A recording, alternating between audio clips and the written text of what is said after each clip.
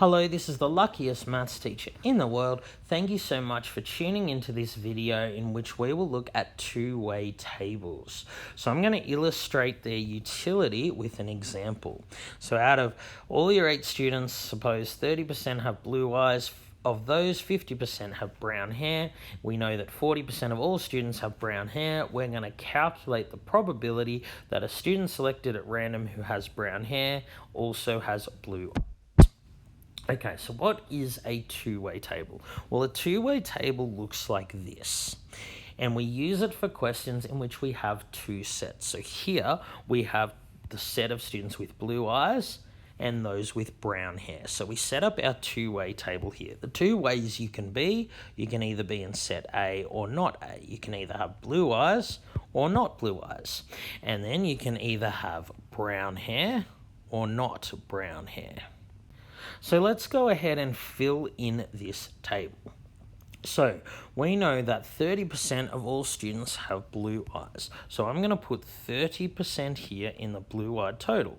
Of course, that means that 70% do not have blue eyes. So of the people with blue eyes, 50% have brown hair. 50% of 30% is 15%. So 15% must have both blue eyes and brown hair. We're also told that 40% in total have brown hair. So we have actually enough numbers here to fill in the rest of the two-way table. Of course, this has to be 25% because 15 plus 25 is 40. This must be 15%. 45%. If 40% have brown hair, then 60% do not have brown hair. And then the total is, of course, 100%. Percentages always add up to 100%. So what have we really done with this two-way table? Well, a two-way table is actually just an alternative to a Venn diagram. It does the same thing as a Venn diagram. It just represents how many things, how many elements are in one or both of the sets you have. It just allows us to calculate probabilities more easily. We could have easily put this in a Venn diagram like this. So we have the 2 sets A and B.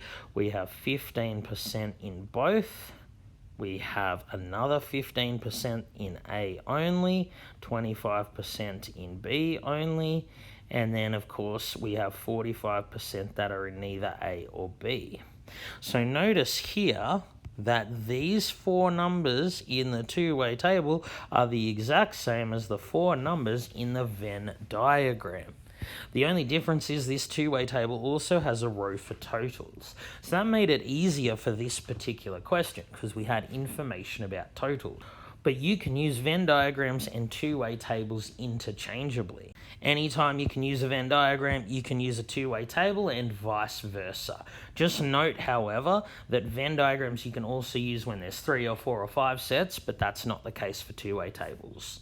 So which of these you use really doesn't matter. But whenever you're using a two-way table, it's a 4x4 table. You've got first set or not first set, second set or not second set, and you have a column and a row for the total.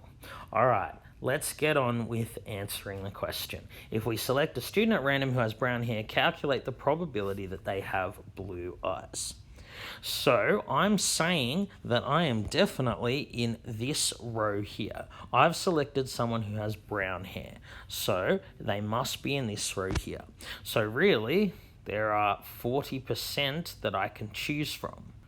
Now we have that 15% have both brown hair and blue eyes. So our probability is 15 over 40, which is 3/8. Another way of saying that is 3/8 of all the people that have brown hair also have blue eyes.